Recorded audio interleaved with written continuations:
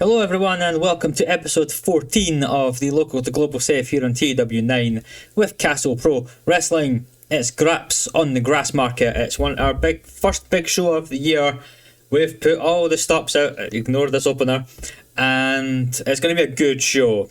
There's 271 people in attendance paying normal ticket prices, so I'm hoping that we can turn a profit despite using nearly everyone on our roster. We're just going to get straight into the show today because nothing's really happened. It's been a week since the last show was ran.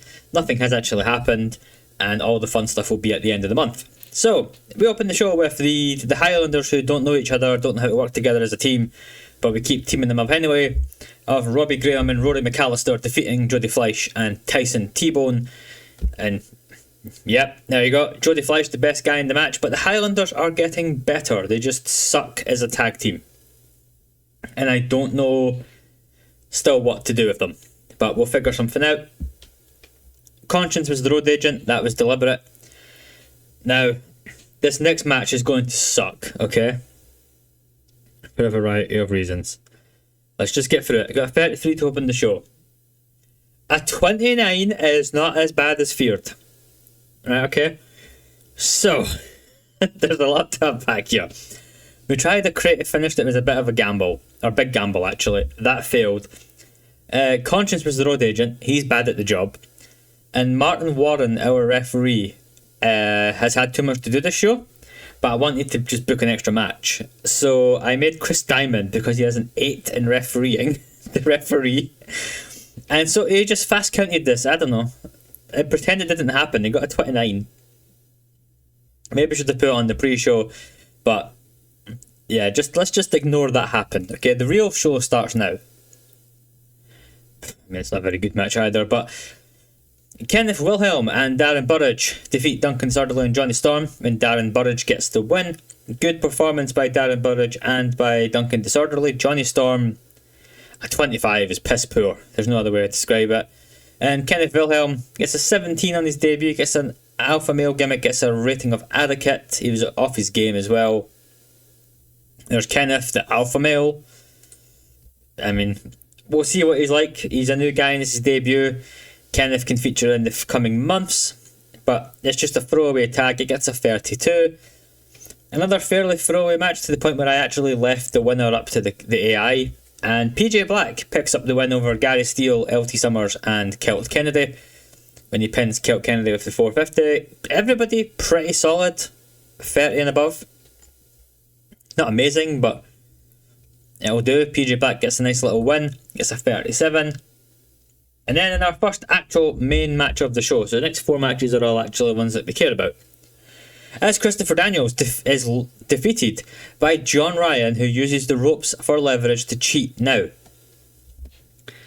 John Ryan dropped a 35 here, and Daniels got a 37. Daniels was rusty when we first brought him in. I think he's worked a few independent shows. John Ryan, a 35 is not good enough, mate. And that's with a successful creative finish. The post-match also gets a 41 as John Ryan continues to beat down on Daniels, says this is far from over as he leaves the ring, having left Daniels a bloody heap in the ring. We'll run it back, but yeah, John Ryan, much like Roughneck, I've wondered if we've seen the peak of what John Ryan is capable of. Anyway, up next, the Smashing Diamonds hit the ring for their tag title 3-way and say, once again, tonight there will be no song, no performances, just a glorious night for your favourite band as they win the tag titles. So it's the Smashing Diamonds versus the Firm versus the Gravedigger and the Dominator in our next match. Oh no, oh no. Oh no. This is not good. This is not good at all. The Firm do retain the tag titles. They defeat the Smashing Diamonds and the Dominator and the Gravedigger when Rampage pins Justin Starr. Chris Diamond suffered a fractured cheekbone and was slowed in his performance as well. The Dominator dropped a 60, by the way. Gravedigger with a 50. We're definitely going to transition them towards the main title now, the National Championship, I think. We'll keep them as a tag team unless anything happens. Maybe a spoiler, maybe not a spoiler. But Yeah, Diamond with the fractured cheekbone. Not great. Not great. Now, the main event has a lot to live up to because this has not been our finest hour, or 2 hours. But before their big match, both men just speak about what winning this match would mean. Juve says this is it, the final encounter, and once he wins tonight, he'll never have to deal with Doug again. Doug then says he will win the title tonight via any means necessary. He gets a 57. Now, this show has been a bit of a disaster. It's not been great, I have to say. And the main event, it's fantastic. 68 rated match. But Doug Williams has defeated Juventud Guerrera in 30 minutes by 3 falls to 1. During the match, we also had Nigel McGuinness running and attack Juve.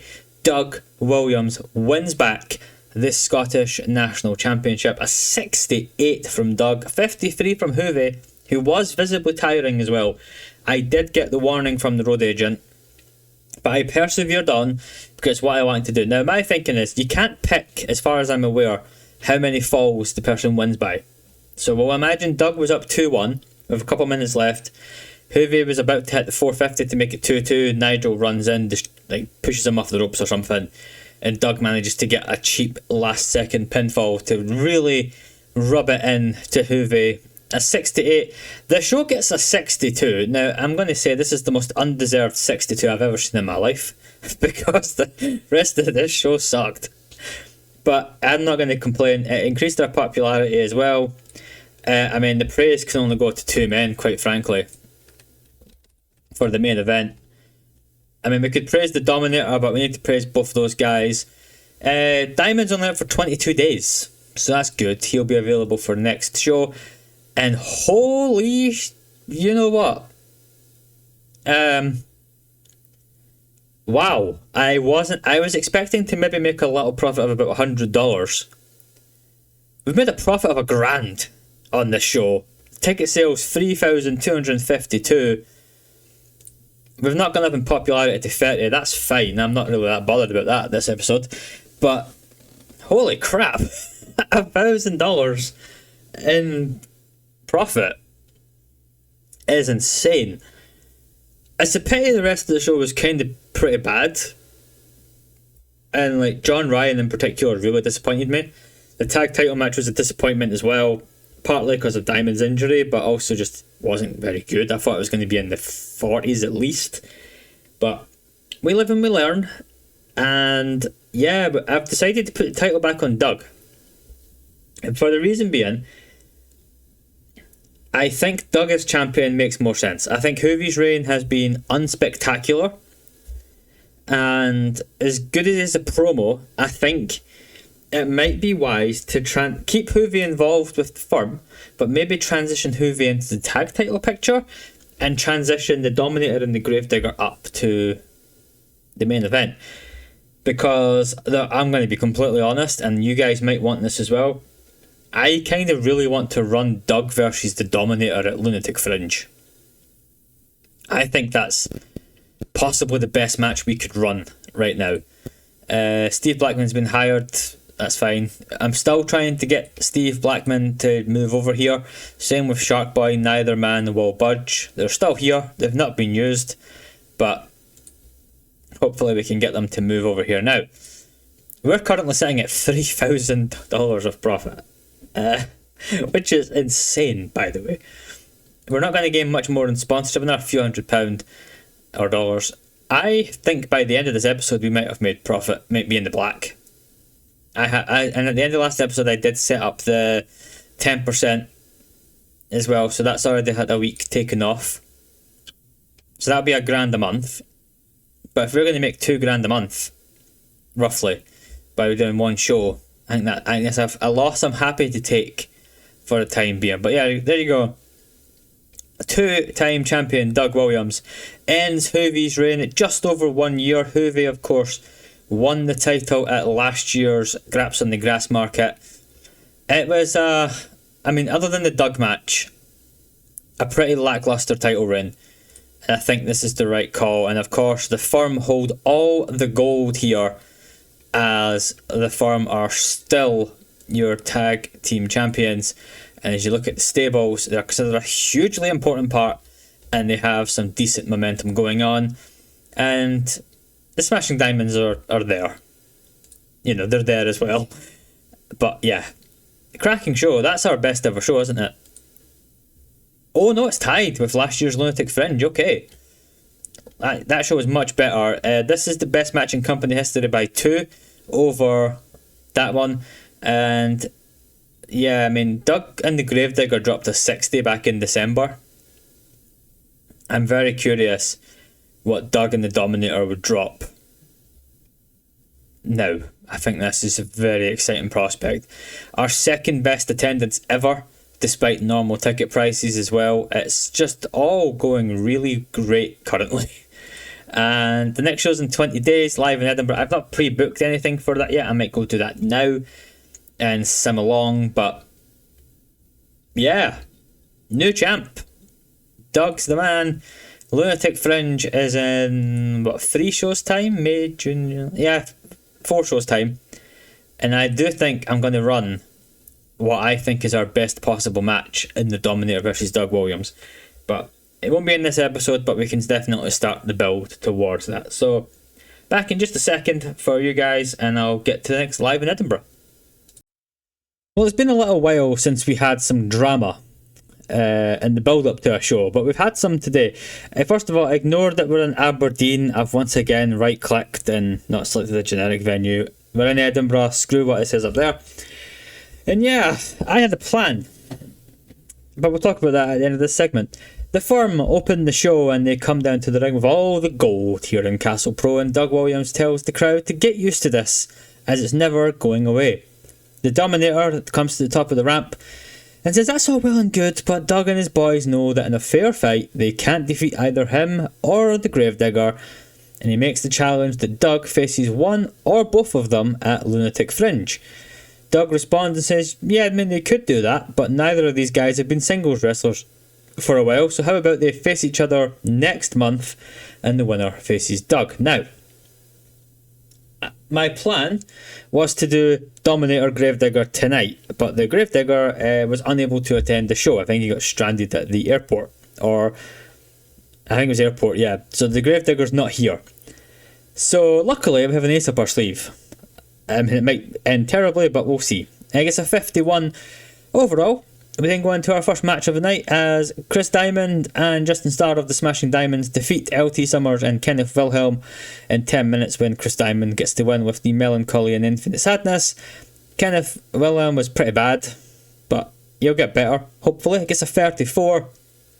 And then the Smashing Diamonds off another win, say that what happened to them last month wasn't fair. Chris was deliberately injured in the freeway match and they deserve another shot and make the challenge to the firm. Chris Diamond will pretend he's wearing like a face protector for his cheekbone, signs off and says he can't even play his music properly due to his injured cheekbone, looking all sad and angry as the crowd cheer that good news. Gets a 40 overall. And then we have Tyson Bone taking on John Ryan, and John Ryan gets a 41. So John Ryan is the most confusing wrestler on this roster because he's either pretty decent or he's rubbish. But he gets a win over Tyson T-Bone, who's pretty impressive in his own right. The match gets a 41. And afterwards, to get revenge for last month, Chris Daniels runs down and tries to jump John Ryan, but John Ryan manages to sneak away as Daniels makes his threats. Very simple. And in our main event tonight, yes, he's made his debut at long last. The Dominator defeats Steve Blackman in 13 minutes with the pile driver. The Dominator gets a 51. Blackman gets a 33. The match gets a 48. Blackman will sell merchandise, and no, Steve Blackman has not moved to Scotland yet. But he was booked by All Star Wrestling, so he is based in Northern England. And he was not used by them tonight, so I was able to use Steve Blackman, which thank God for that, because I had left him off the pre-book, off the given night off. I'd left Blackman on in case they didn't use him, and they didn't, thankfully, so I had someone to actually put in the main event with the Dominator. But it's a 48 overall show. And we'll give Steve Blackman some props. We'll give him a hug because we love Steve Blackman around here. And I'm going to give Tyson T-Bone some. He's awesome because he did pretty good tonight. And we make $921 on the show. We go up to size 30. It's a successful night all round, despite some mishaps in the build up to the show. Can't really complain too much about that, to be honest. We got Steve Blackman to make a debut. The Dominator gets a singles win, and provided nothing goes wrong, next month in June we will do the Dominator versus the Gravedigger in the main event. Friends, but they both want a title shot, so you know, 1-on-1. The winner will take on Doug Williams at Lunatic Fringe. There's the part of me that wants to do a 3-way at Lunatic Fringe with all 3 men, but I'll see. I'll think what I want to do for the main event of next month. We could do a screwjob finish and have neither man win, but we'll see. No Hoovy on the show either. We're giving Hoovy the month off as I try and think what to do with his character. And yeah, Smashing Diamonds picked up a big win, so we will probably do the Smashing Diamonds versus the Firm at the pay-per-view. Keep saying the pay-per-view at Lunatic Fringe, and hopefully that'll be a good match without any injuries this time. John Ryan, Christopher Daniels, obviously we'll probably schedule that one in again as well. And there's Chris Diamond back from injury the day after the show typically, but I think that's a pretty decent way of doing things. I mean, Hoovy, I don't know what to do with Hoovy yet. We might just give Hoovy someone on the up and up, unless Steve Blackman wants to move over here. Steve, come on Steve, just move to Scotland, man. We've made nearly $2,000 this month. We're due to make another lot of money in sponsorships, so fingers crossed next month we will make actual profit and be fully in the black. But I'm going to stop this part here, and I'll see you guys in 27 days for the next live in Edinburgh. Okay, it's been a little while, but we're at 387 fans in attendance here in Edinburgh for live in Edinburgh in June. We're 6 days after my 9th birthday in real life, so that's fun. But the Dominator and the Gravedigger, who is actually here tonight, open the show, and tonight they say it'll be 1-on-1. Just the 2 of them, face to face, and may the best man win. They shake hands and acknowledge the crowd with some fun, spooky business. They do their little taunts, their little and all that stuff, you know, all that good stuff. But yeah, that's tonight's main event. The former tag champs will go 1-on-1. The winner faces Doug Williams at Lunatic Fringe. Up next, though, we have a match, and we have the debuting Jorge Castano. I'm going to call him Jorge. I feel like Jorge works better.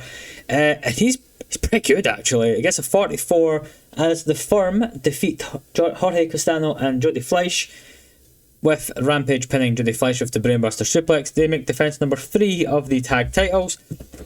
Yes, it's a bit weird to give somebody who's just debuted a tag title match, but whatever, who cares?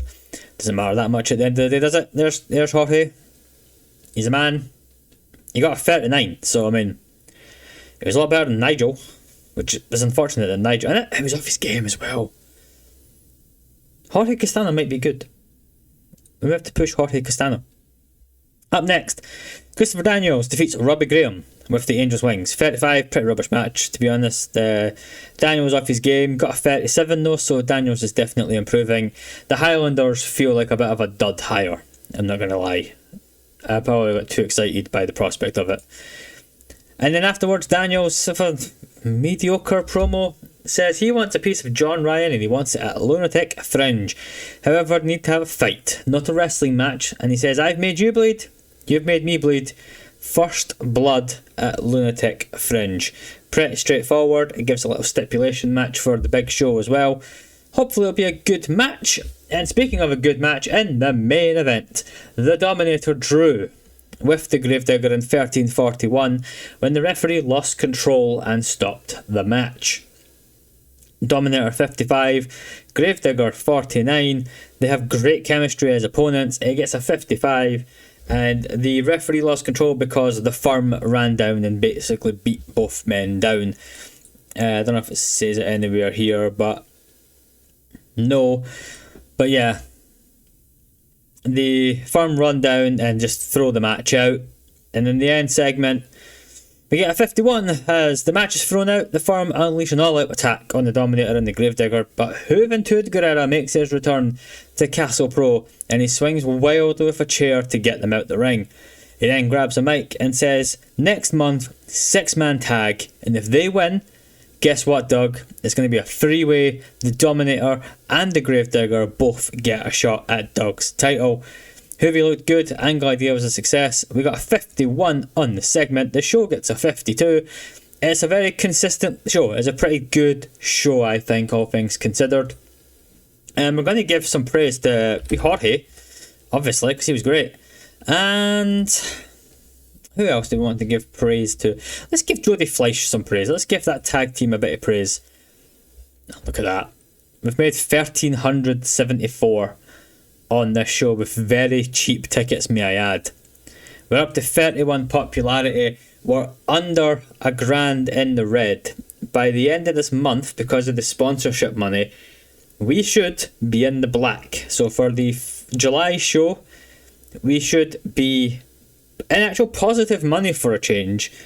And we're very, very close. We're only 4 points away from getting a television deal with STV to broadcast across the entirety of Scotland, at which point we'll start to think about what to do. So I feel like Live in Edinburgh just becomes a TV show. And it feels like the obvious way of doing it is we just transition Live in Edinburgh to be the TV show, because we'll still be recording it and taping it in Edinburgh. And we probably want to introduce at least one more event every year. We've got April, we've got August, and we've got December. So it's kind of, when do we introduce it, really? Probably, and I feel like you want to do something around Halloween, maybe, or I don't know, I'm not sure. We can have a think about that. That's not going to be anything urgent. We're still a few shows away from hitting that milestone, but yeah, we're $642 in debt. We're finally making money here, and like we've made 1732. We're due to make another nearly 2,000 on sponsorship income. Never mind any more merch we might sell. We're also, with the merchandise, 2 weeks away from going up, so we'll be gaining an extra bump on merchandise as well. But our next show's in 34 days. Jesus Christ. I'm hoping I can get to that and simulate it, but we'll see. If I come back and end the episode a little bit early, then you know why. We've not had a title defence for Doug yet, but that's going to be at the pay-per-view against someone. You can probably guess who. If you have a look as well, the economy is now below average, by the way, and the wrestling industry is weak. So we are finally starting to get rid of some of these messages down at the bottom. And yeah, I'm going to go sim ahead because this is going to take a long time. Actually, you know what? I might just move this ahead. So it's going to be the 21st of July. I'm just going to make it the 14th. There we go. Right, so it's now in the 14th of July. So it's in 27 days. So that's be a bit less to simulate past. But yeah, I'm going to go do that just now. And we'll be back for one more Live in Edinburgh for the end of the episode. It's a little while later again, but 456 people are here in Edinburgh for Live in Edinburgh as Juventud Guerrera opens the show with a superb promo. And he says, look, I'm going to be honest with you guys, it didn't go my way at Graps on the Grass Market because he trusted that Doug Williams would be an honourable man. That's no longer the case, and he says tonight, himself, the Dominator and the Gravedigger will kick the firm's ass. 68 promo from Hoovy. Absolutely fantastic. And then we go to a pretty decent match afterwards as John Ryan defeats the impressive Jorge Castano with the Ryanoku driver. And yeah, Castano for 35, John for 41. So well done, John. You're Mr. 41 segment rating, it feels like at this point. But he gets a 43 just to prove me wrong next. And after his win, he grabs a mic and he says he accepts Daniel's challenge for a First Blood match next month. as Daniel slides into the ring and the two come to blows before security steps in to break it up. Building a little bit of heat for this match, hopefully, so we'll see how they deliver at Lunatic Fringe. We then have a throwaway tag match, but it's a win for the Smashing Diamonds as they defeat PJ Black and Darren Burridge when Diamond pinned Darren Burridge with the Melancholy and the Infinite Sadness. I was going to run a promo here, but I don't think I need to. We know that they're facing the Firm at Lunatic Fringe, so they're just getting another win under their belt. Decent enough match, 40 overall. And in a tremendous main event, it gets a 56 as Juventud Guerrera, the Dominator, and the Gravedigger do defeat the Firm of Doug Williams, Nigel McGuinness, and Rampage Burn in 18 minutes. A big long 6-man tag when the Gravedigger pins Nigel McGuinness with the Tombstone Piledriver. And if you have a look at the ratings here, 50 for Juve, the worst guy in his team. The Gravedigger gets a 51, Dominator 56, Rampage a decent 42, Nigel McGuinness with a terrible 29, don't know what's going on there, and Doug Williams of course gets a 62. So it will be at Castle Pro Wrestling's Lunatic Fringe next month, Doug Williams defending the title in a triple threat match against the Dominator and the Gravedigger. The show gets a 55. That's a good show, by the way. That's a really, really good, consistent show. Nearly 500,000 people arrived for it as well. And if we give some praise, I mean, we need to give Juve some praise for that opening promo. And Chris Diamond, you did good, mate. And yeah, look at that. Look at this. We've made $2,443 in profit. Post-show finances. For literally the first time ever, we are in the black. It's beautiful. And we've jumped up 2 popularity points to 33, which is even better. That's even better news. We are 2 points off of going small. 2 points off going on STV for some televised programming. That's amazing. I wasn't expecting to jump up 2 points, I'm not going to lie. And that's a stunning way to end the episode. Worth multiple thousands of pounds in the black financially. We're very close to going on to television.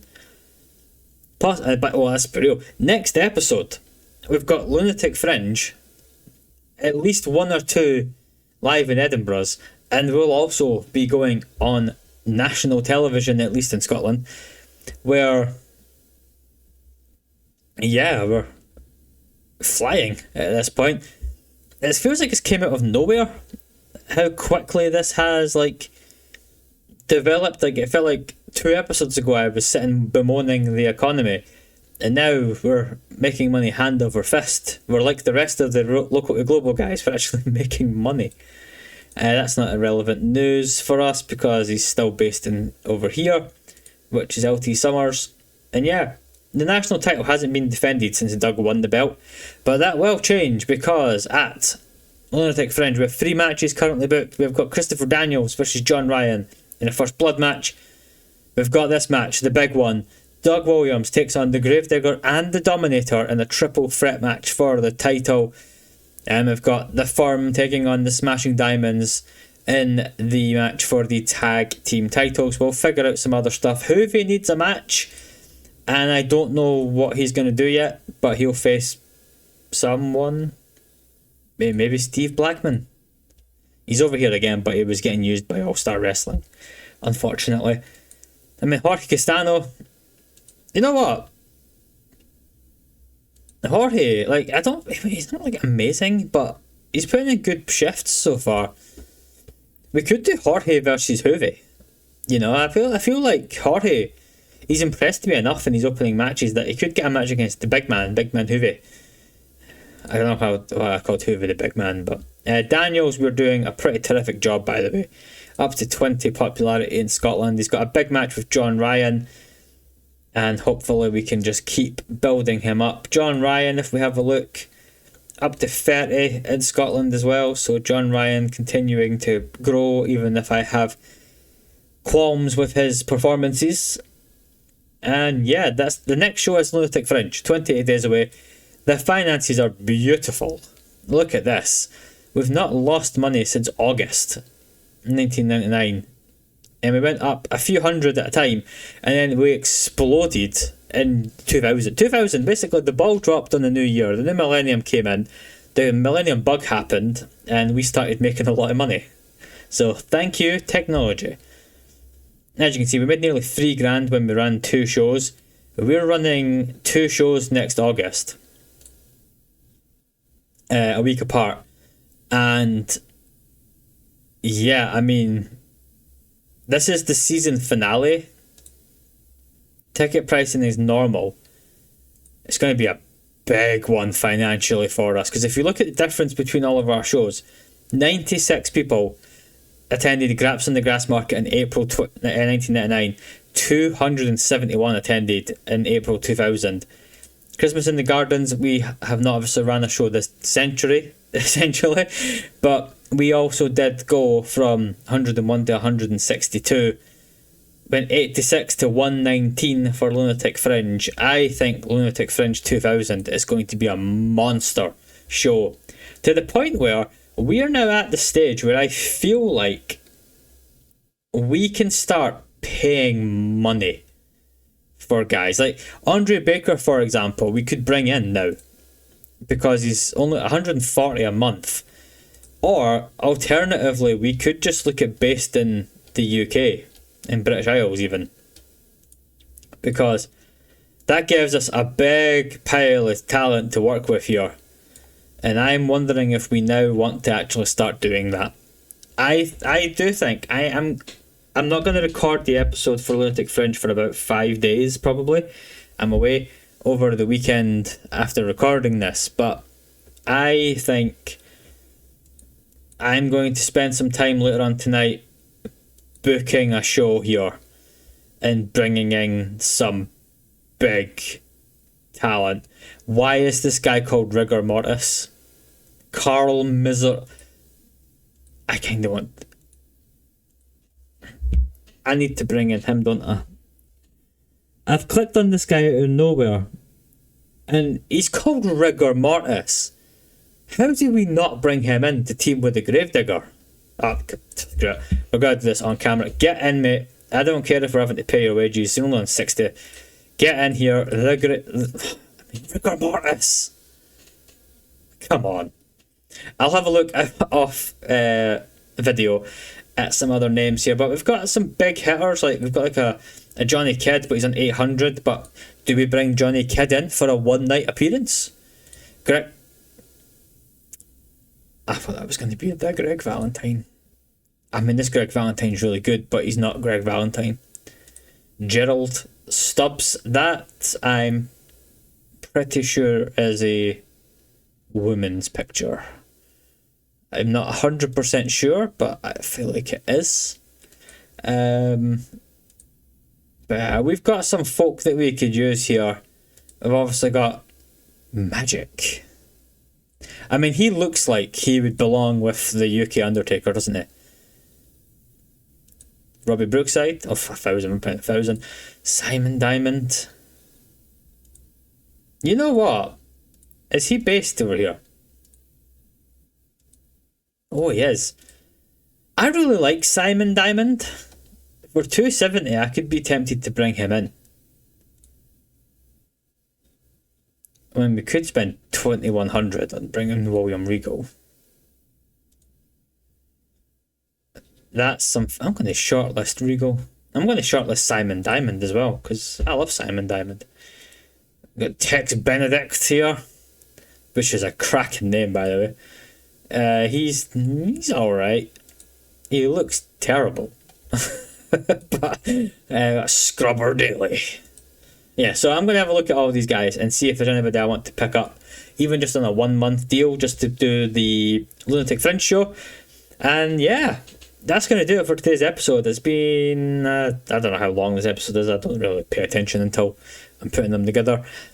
But we're moving. We're moving here. Our merchandise is obviously up now. So, you know, we're getting $250 per fan in attendance, per popularity point in the region as well. Look at the difference. And we've not finished the month yet. So by the time we finish the month, who knows what that number's going to be at. We're flying. We really are flying. We're being a bit more liberal with our worker costs, but we're still not overspending. Like, a lot of the money is going on Keith at 400 a show. Actually, Keith, will you... No, okay, once 500, let's just walk away. Walk away. But, yeah, our booking team, I don't think I've shown this in a while, by the way, is currently us three. Bookerman and Dominator have awful chemistry. Dominator and John Ryan have awful chemistry. Anybody else? Daniels, you got a 5 in booking skill. Yeah, let's just leave that, I think, because there's worth adding that in. But yeah, I'm excited about the future of this, because live in Edinburgh, I think we're just going to turn that into a TV show. Going forward, we'll just use the same graphic and things like that. And I think that will be the plan. By the way, look at that attendance increase since last month. Nearly 100 people more. And it was the best ever live in Edinburgh, tied with December 1999. We're doing some bits here. Speaking of bits, 42, man. Look at this. Brilliant. Doug Williams, a god. Actually, Doug, question. Can you become even more muscly? No, I can't ask him for another year nearly. Anyway, I'm waffling on at this point. We're going to be on STV next episode at some point, and we've got our biggest show of the year, and let's be real here, our biggest show ever, with what's going to be a sensational main event. Why is Darren Burge annoyed being left alone? It was a year ago, Darren. Oh, shut up. Whatever. Our backstage is looking good. It's average. We've got 3 negative influences, which I can live with. We've got Darren, who's just because he's annoyed, I think. Justin Starr, who's selfish. And New Boy. Where's New Boy? Kenneth, who's needy. But that's fine. I'm starting to regret signing this guy because he kind of really sucks, other than his star quality, but he's got another like 7 months left of his contract. But yeah, everything's looking good. Everything is looking really good. Now again, I apologise if I've not got to anybody's comments on the videos yet.